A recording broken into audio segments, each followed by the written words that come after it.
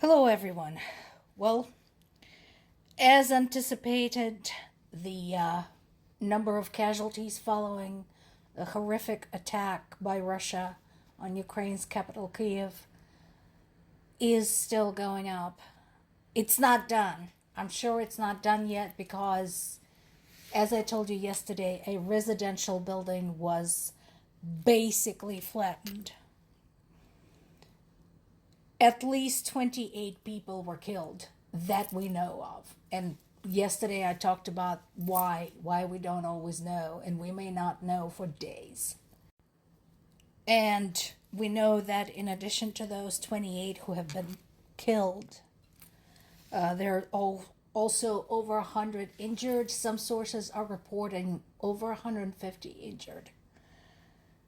So this is horrific. I mean, there aren't enough adjectives to describe this act. But as terrible as this is, there is something worse. When asked about this, Russia's defense ministry said that it had targeted Ukraine's military-industrial complexes and that all its targets had been hit.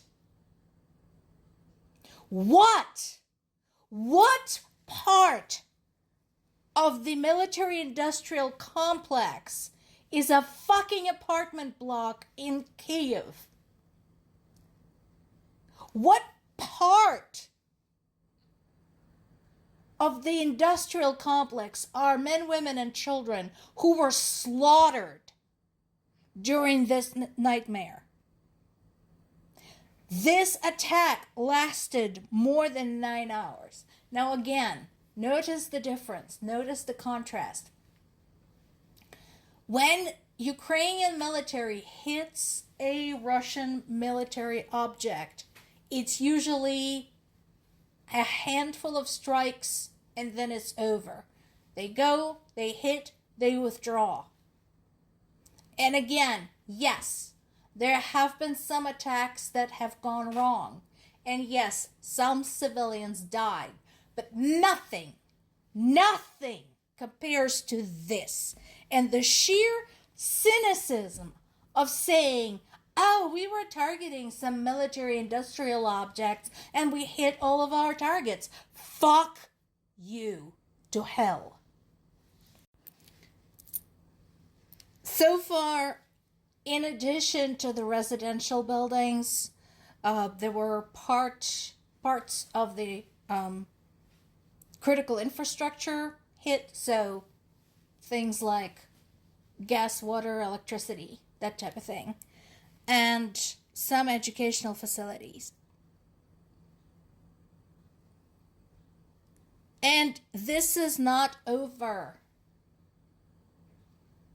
Because, again, Russia has no consideration for the safety of civilians.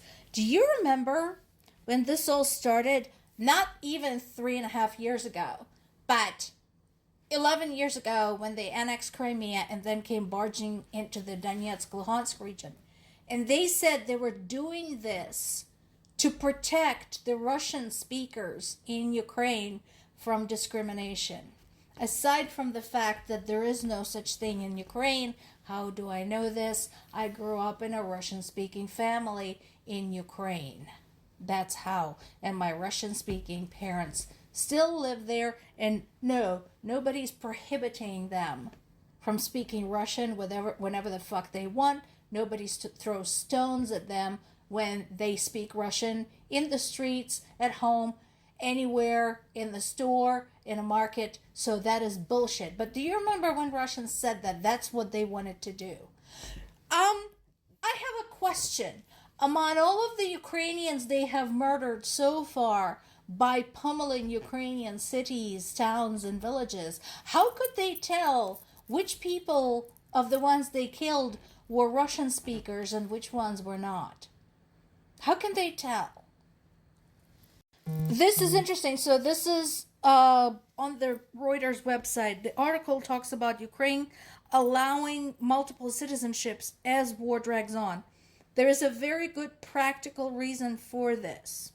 So, Ukraine basically has been working with countries that have been housing refugees and making arrangements for the Ukrainians currently living abroad to have dual citizenship. So something else in Ukraine, so that these people could live and work abroad. But if they wanted to, they could come back without any hassle. So remember we talked about Trump's idiotic statement about sanctions, that we don't want to impose sanctions on Russia because they cost us. Now, did Europe do this perfectly? No. They should have been working on banning Russian oil and gas since 11 years ago, because they knew that this was coming. Because again, Europe has a lot more history with Russia, and they know very well what goes on and Russia's intentions and so on. So they should have started this earlier, but I'll take this. I'll take this. I'm glad that European Union is now moving closer to banning the imports of Russian oil and natural gas. Good on them. And again, this is how you make sure that if you sanction somebody, it doesn't cost you a whole lot of money. You simply make yourself independent of whatever they have to offer. And again, it's not like the rest of the world didn't have enough time. As far as I'm concerned, again, they didn't just have the 3.5 years since the full-scale invasion. They have had time since March of 2014.